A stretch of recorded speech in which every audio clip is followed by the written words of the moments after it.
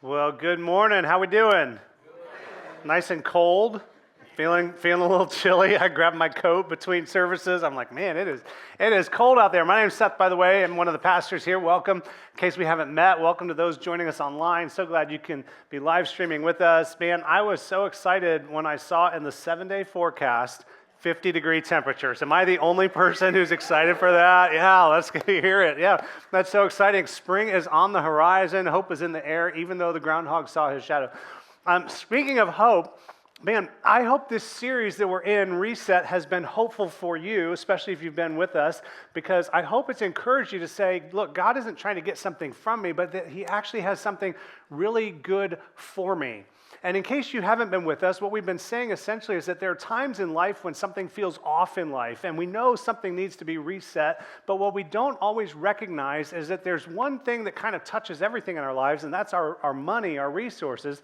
And often when we feel off in another area of life, it's actually that area that needs to be addressed. The rest is just kind of putting a Band-Aid on a gaping flesh wound. And so we've been talking about how we can reset our money and then ultimately, hopefully, reset our lives. And we shared there are 3 principles about a reset, anytime you want to reset anything. The first one is you've got to begin with a reference point.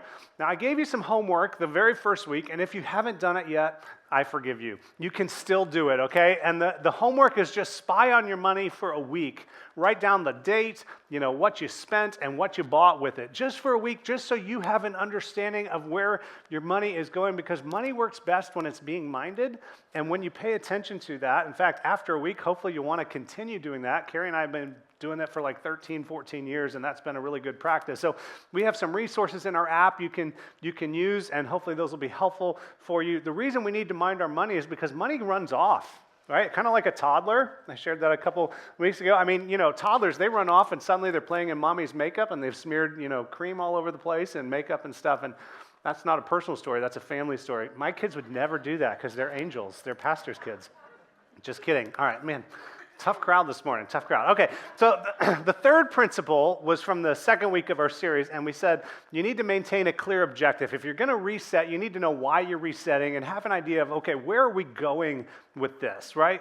And so we said, for those of us who are Jesus followers, and you may not be at that place yet, and so if that's you, you can just kind of listen in and hear what we Jesus followers, feel compelled to do based on what Jesus taught. But for those of us who are followers of Jesus, we believe we have a very important mandate from Him of what we should do with the resources that have been entrusted to us. And it's the same thing we should do in every area of our lives, whether it's our work life, our family life, our retirement life, our grandparenting life, and that is that we're to honor God in everything. And we honor God in the way we work. We honor God in the way we go to school. We honor God in the way we treat other people. And so in light of that, we also need to honor God in how we handle the resources that He has entrusted to us.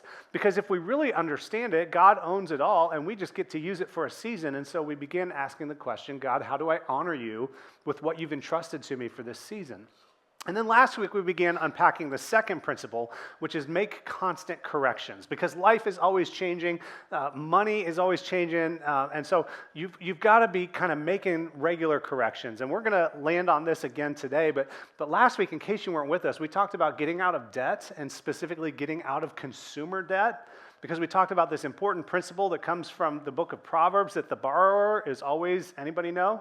Borrower is always a slave to the lender. I guess we need to reiterate that one. Borrower is always a slave to the lender.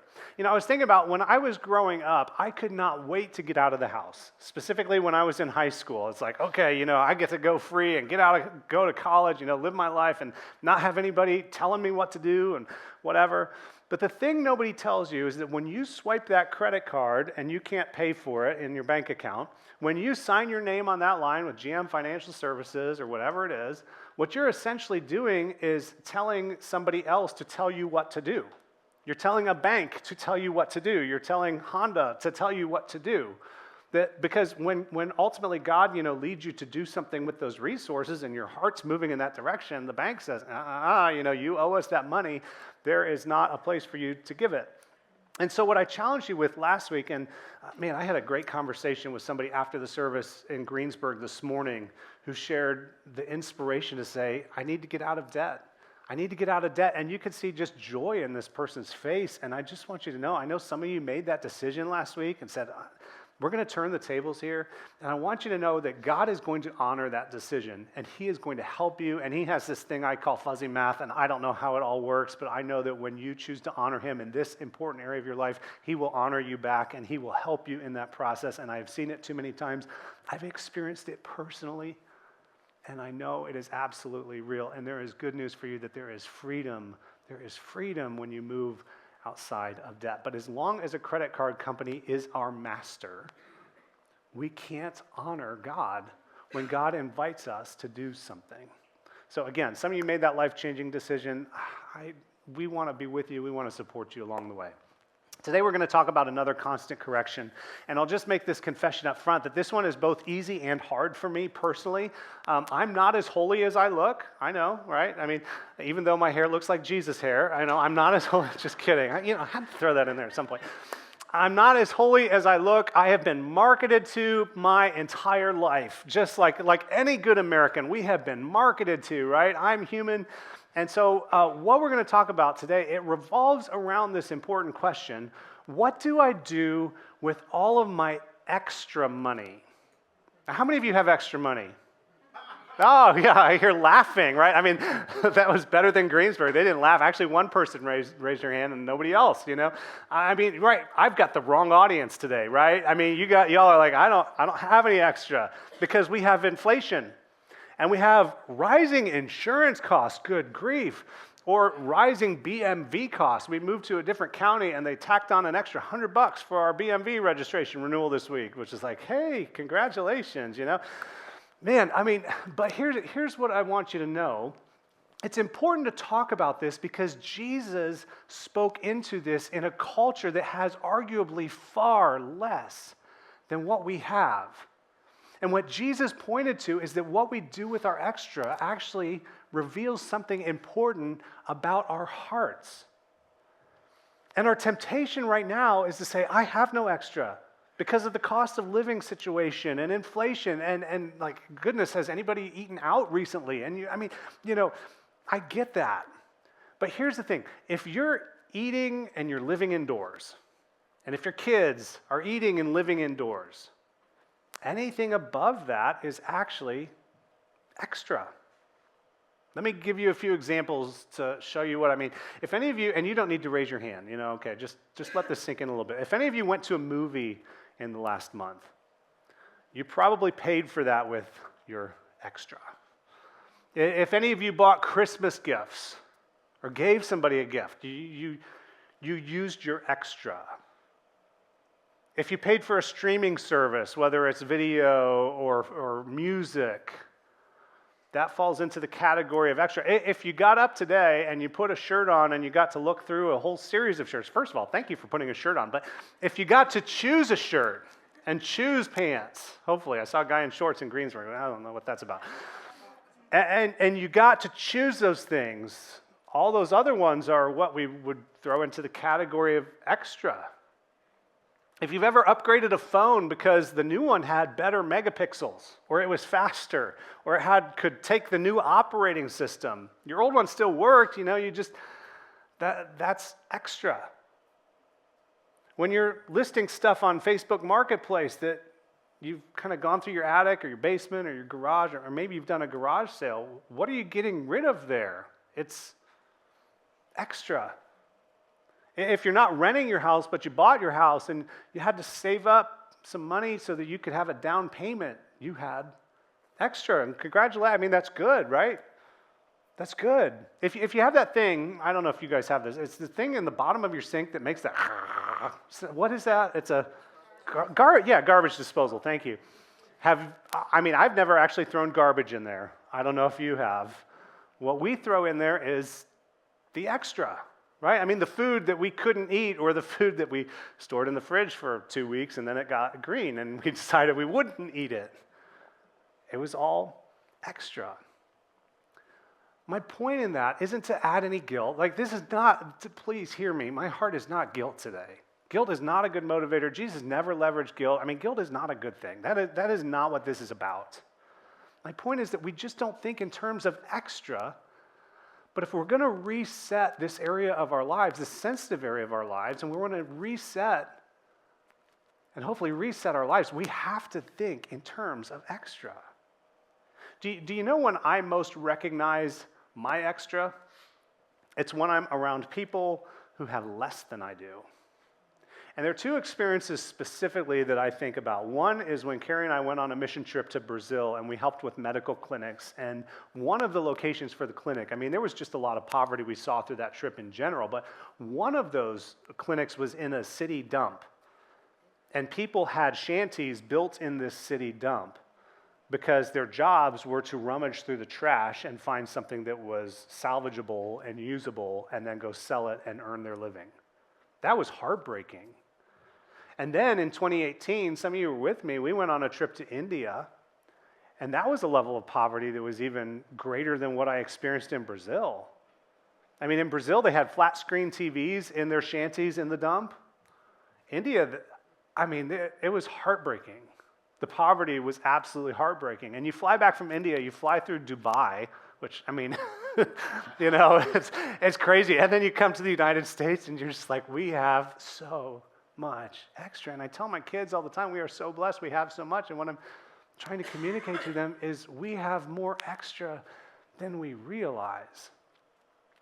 The problem of being an American is we're not confronted with people who have less than us. We're confronted with the desire for more. And yeah, the people in Brazil, they eat and live indoors, but I tell you what, they eat and live indoors at a different level than we do. And we're not confronted regularly with what we are confronted regularly with what we don't have, not with what we have. And we think, I'd like to have that, and because we don't have everything we'd like to have, it feels like we don't have extra. Yesterday, I booked a vacation for us, and I rented a condo that we've stayed at before. And I tell you what, and all the time, I've stayed there several times, all the times I've gone there, I've never thought to myself, man, God, thank you for all the extra you've given us to be able to take this vacation. I've thought, why don't I have enough extra to get one of these condos, right? I mean, this would be a beautiful place. I'd love to have something like this. The reality is, for most of us, and maybe it's not all of us, maybe you're in a specific place where you really, truly don't have extra. But for most of us, there is extra. And this, again, it's not about guilt. It's just about bringing a realization and an understanding to the conversation. Most of us do have, or we will have, extra. And this is absolutely key, that what you do with your extra is a reflection of who or what controls your heart. That sounds extreme, but this is not my idea. It's Jesus' idea. And Jesus spoke this to a world of people who had far less extra than what we have, because he spoke it to a group of day laborers, right? People who are kind of hand to mouth, people who, if you don't work today, you don't eat tonight. And yet it was into that world that Jesus had some important things to say, and I think, man, if they applied to them, how much do those concepts apply to us? Now, he taught this by actually telling a parable, and we talk about parables from time to time. They're kind of, earthly stories with heavenly meanings is one way to think about it. They're very pointed stories that Jesus would tell to teach us something about God and something about God's kingdom and something about God's ways. Jesus would make these stories up, and sometimes he would begin by kind of dropping this truth bomb down, and people would hear that truth bomb, and just like the group that, we're going to read this in just a second, I think we're going to feel the same way they probably felt, which was like, oh, that doesn't apply to me. And then Jesus would tell this parable, and you'd get to the end of the parable, and you're like, oh, dang, I think that does apply to me. Like, I think he was talking about me. I was in Jesus' crosshairs, and I didn't even know it. And so what happens in this particular situation is that Jesus is approached by a man who is trying to convince Jesus to be his advocate and to go to his brother and to get his brother to split their inheritance with him. And so he's like, Jesus, I need you to tell my brother to split the inheritance with us. And Jesus is like, no, I'm not getting in the midst of that. But here's what he says in response to this man. And it's a little bit interesting. He says, watch out, which is kind of like, hey, pay attention to this. This is really important. Pay attention. Be on your guard against all kinds of greed. Which is kind of an interesting thing to say to a guy who's like, hey, this is my inheritance, and he's withholding it from me. And Jesus is like, there might be something underneath that. And we're like, greed? Come on, Jesus, that feels a little bit judgy. I'm not sure that there's a whole lot of greed here. He's trying to get his fair share. I mean, it's rightfully his. But I think what Jesus recognizes is that there is this powerful thing, this powerful hold that money can have over us, and it so unknowingly works its way in, and it brings this thing out of us that falls under the category of greed. In fact, he says all kinds of greed, which implies there's actually more than one kind of greed. And the thing about greed is that it's not something we own, generally speaking. It's not something we see in ourselves. I know greedy people. I mean, I'm not one of those. I know other greedy people. Certainly not me. Right? But what Jesus is saying is like, hey, there might be a kind of greed that you need to own that you maybe haven't owned yet. So he paints an interesting picture for us. He says this, he says, look, life does not consist in an abundance of possessions. Now that might be the most obvious statement Jesus has ever made, right? I mean, we all know that. And if I were to ask you, I mean, how many of you would say your life consists in the abundance of possessions? Obviously, none of us would say that, which is why what Jesus is about to say doesn't feel applicable. And yet, keep in mind, Jesus spoke this to a group of people who had far less extra than what we have. And I think his point was that there is a subtle shift that begins to take place at the heart level of our lives that we don't always see and recognize that's coming. Suddenly this stuff that's just meant to be enjoyed in life and not meant to actually capture our hearts ultimately becomes like the air we breathe, meaning it's essential for our survival. Logically, we know this is true, that life does not consist in the abundance of possessions, but practically, it is a very slippery slope to fall into. And so he uses a parable to kind of teach this. Here's what he says. He told them this parable. He said, the ground of a certain rich man, a man who's already rich, a ground of a certain rich man, it yielded an abundant harvest. In other words, there was a lot extra. I mean, this is a great image of the rich getting richer. Now, what's interesting is he says it's the ground that yielded the harvest. It wasn't necessarily the hard work of the man. Now, that's really important because as Americans, we're kind of taught the harder you work, the more you make, and how much you make is dependent on how hard you work. And here's the thing, living in Brazil and seeing people who worked their tails off in ways that I see very few Americans work their tails off, they were not living at the same level we were living. Like our ground here in America yields abundant harvests. There's nothing bad about that. There's nothing wrong about that. It's just an acknowledgement of reality. And the reality, too, is that none of us chose to be born here. You had no say in it, but you're blessed. And that's awesome, right? This is awesome. This wealthy guy, he had a bumper crop. There is no guilt associated with that. That is awesome. Jesus continues. He thought to himself, what shall I do? I have no place to store my extra. I've got all this stuff. So what do? My basement's full, my attic's full, my garage is full, my barn is full.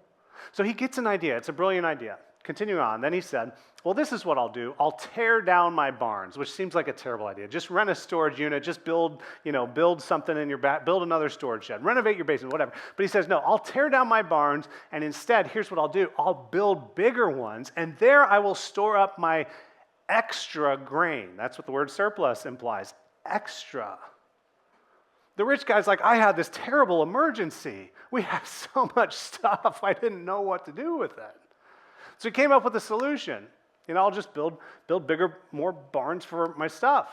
And he says, and then I'll say to myself, you have plenty of extra grain laid up for many years, which sounds awesome, doesn't it? This is the American version of retirement. I mean, this is what we're told to go for. This is what we're shooting for. In fact, we want to store up so much stuff that we can take life easy and eat and drink and be merry and travel and golf and just enjoy living. This is our retirement plan. Why not enjoy it? Why not enjoy it now, store up enough so I can enjoy a little bit more later, and even enough so that I can make sure my family gets to enjoy it once I'm gone? Isn't that the point of life, to be financially set? What will this guy do with his extra? Well, God looks at this, and he says to him, "You fool." Again, I know this is uncomfortable because it seems like Jesus is confused. I mean, isn't this man blessed, particularly in this culture? I mean, you can't control the rain, you can't control the sunshine. The fact that the ground yielded an abundant harvest, I mean, shouldn't that be an indication of God's blessing? Wealth was an indication in this culture specifically of God's blessing. We tend to think of it that way also. I mean, he'll never have to lift a finger again in his life. But the problem you and I both know is that we know ungodly, very wealthy people. We see them on the news all the time. But here's what Jesus was saying, and this is why it's so important, that wealth is actually the wrong metric for evaluating a meaningful life. It is a metric. I mean, don't get me wrong, wealth is a metric. It's just the wrong one. Just because you have a lot of wealth doesn't mean you understand your purpose here, or why you're on earth, or what God wants for you. There's no guarantee that you're going to actually use those resources in a way that's beneficial to you. We know plenty of miserable people with money. And again, the confusing thing is that, we tend to think, well, the diligent, the hardworking, especially in a farming community, I mean, we understand God sends the sunshine, God sends the rain. Fool? I mean, that seems extreme, doesn't it? Why would God call him a fool? Do you know why? Because he doesn't know why he has the extra. And he bought into the lie that life is in the abundance of possessions. And so Jesus says, look, God calls him a fool not because he was rich. Being rich was not the problem. He was a fool because he never asked himself the question, God, why have you given me all this stuff? Why have you given me all this extra? And what he wrongly assumed, his assumption was that it was all for his own consumption. Again, that's uncomfortable because that is not what our culture teaches. That is not the message of the world. If the extra in your mind that you have is for you to figure out what to do with it, then what Jesus is saying is you have misunderstood the extra. And that is true regardless of how much extra you have.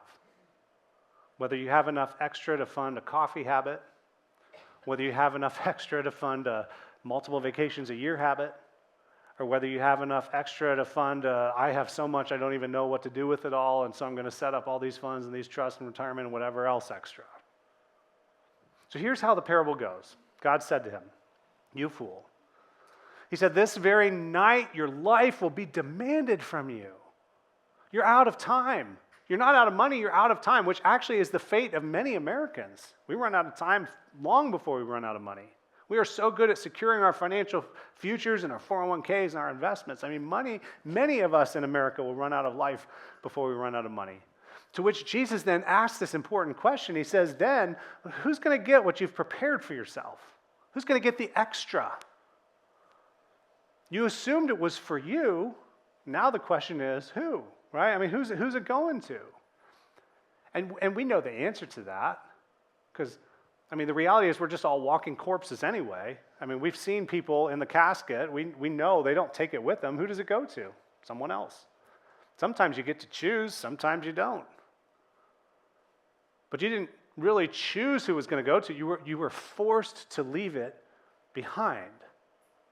And so Jesus, he pulls out of this parable and then he addresses the people. And in addressing them, again, this is for me as much as it is for anyone here in this room because he addresses us. And here's what he says. He says, this is how it will be. This whole scenario he's just described. What is this? This is total loss. Total loss, because he thought it was for him to eat, drink, and be merry. But he didn't have any time to do that. He didn't invest it in anything that had eternal value.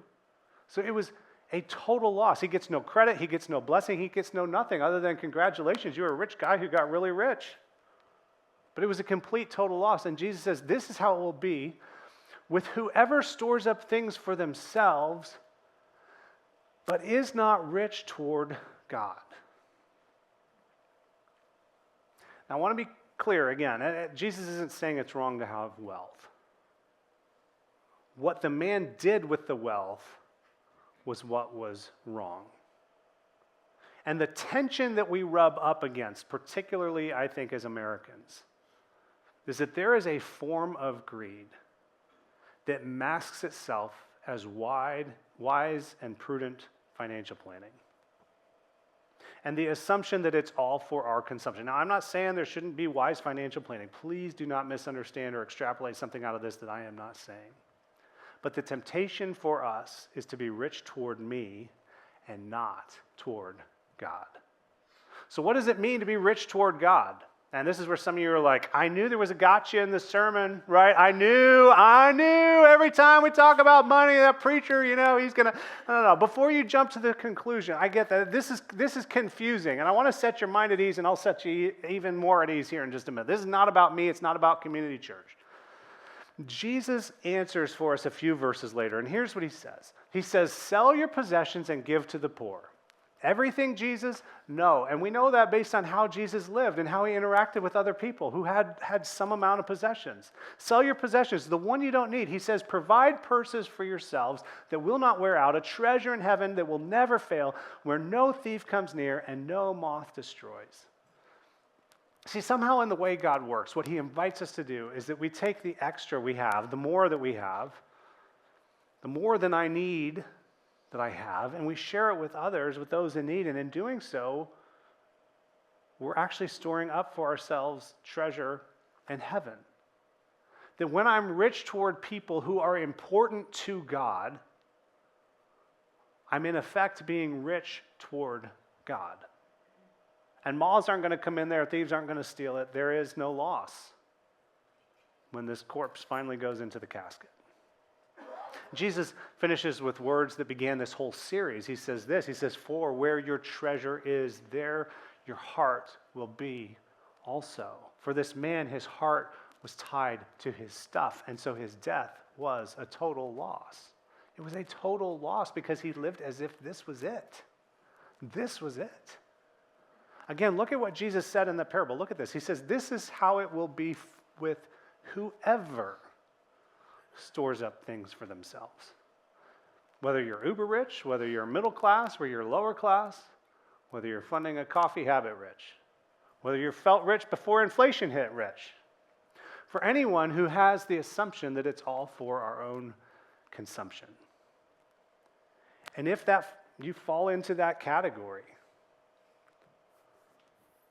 you're living like a fool. And those are Jesus' words, not mine. It's time for a reset because you've fallen into a trap, one of the many kinds of greed. This one's just sneaky because you don't feel like you're being greedy. And if you don't think you have extra, you've kind of concluded then that it's just kind of all yours.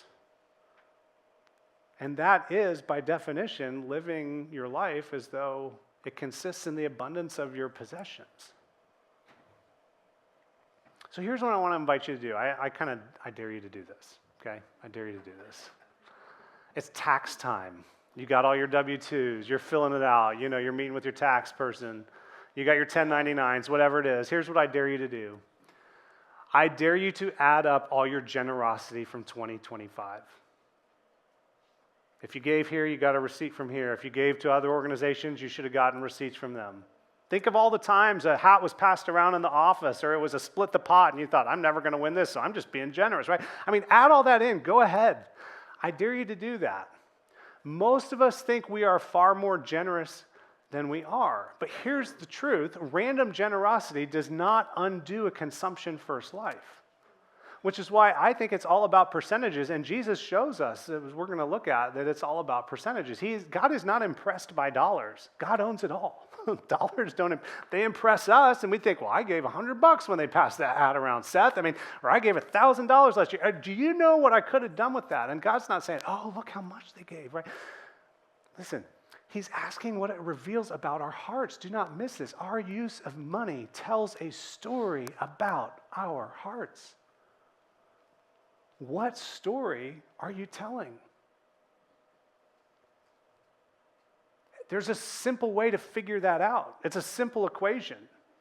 You take how much you gave and divide that by how much you earned, and you'll figure out a percentage. The average American gives 2%, which is lower than what the average American gave during the Great Depression. And studies show that as wealth increases, actually the average of giving decreases, generally speaking. So figure out what that percentage is. And ask yourself that important question, is my life just kind of consisting of an abundance of possessions? And here's my challenge to you, because again, I mean, we began week 2 of saying, look, our goal, like what we're aiming for is to honor God with all of it. So what if you ask God the question, okay, God, what percentage do you want me to give this year? What percentage? What is that percentage? And then be willing to commit to give it. And do you know what's going to happen? It's going to force you to rethink your lifestyle. I know, because we do this. It's going to force you to rethink your lifestyle. It's going to force you to be confronted with the selfishness and greed that you don't maybe even realize has seeped in. And here's where I want to set your mind at ease. I'm not asking you to give it here. I don't want you to think that this is about me. It's not about Community Church. I want you to just choose a percentage to give and give it where you feel like God wants you to give it. And if you don't trust me, don't give it here. We have amazing organizations. Scott mentioned the food pantry that feeds thousands of people here in Ripley County and Franklin County. Give it there. They could desperately use the funds. We have other mission organizations on our website that we have vetted, but go where you think God is leading you to go. Give it somewhere else. But we have plenty of people who believe in the work of Community Church and who are going to continue giving here, and I'm so thankful for that. But listen, this will force you to confront a question personally. And the question is, am I living as if what I have equals my life? And if it kind of makes you sick to your stomach to think about what you might have to stop living at, what level or whatever, or what you might have to give up, then it's very possible you have transferred into this category of I'm living as though my stuff equals my life. It's the air I breathe. If I can't give it up, there's something unhealthy there. And if you struggle to follow through with this, you will discover something really important about yourself. I'm telling you, my friends, this is a shift most Americans need to make. I think it's a shift most Christians need to make. Because our use of money tells a story about what's going on in our hearts. Our use of our extra tells a story of what's going on in our hearts. And the deceptive thing for us is right now we have less extra than we used to have. That's why it feels so difficult, because inflation. But we were already so blessed. We are so blessed. Will you decide to be rich toward God? In that space, you may feel some tension, but it's in that tension you lean in and you'll discover something really important about what's most important to you. We're going to pick it up there next week. Let me pray for us. Heavenly Father, I know this is hard. It's uncomfortable. It's uncomfortable for me. And we live in a world where we're just constantly confronted with everything we don't have, and then it feels like we don't have enough, and prices go up, and cost of living goes up, and our incomes don't match. I mean, I get that this is a hard thing to hear. It's hard to work through. And yet, if I want to choose to believe the words of Jesus, I have to believe that there could be a kind of greed in me that I don't always see. And I don't always own, and I need to own it. Because God, at least for me and for my heart, for my house, I want to honor you with it all. So God, give each one of us wisdom we need to know what to do with all this. Give us courage to do it. And God, would you step along with us? Would we see your goodness in it? God, I just offer all these things in Jesus' name. Amen.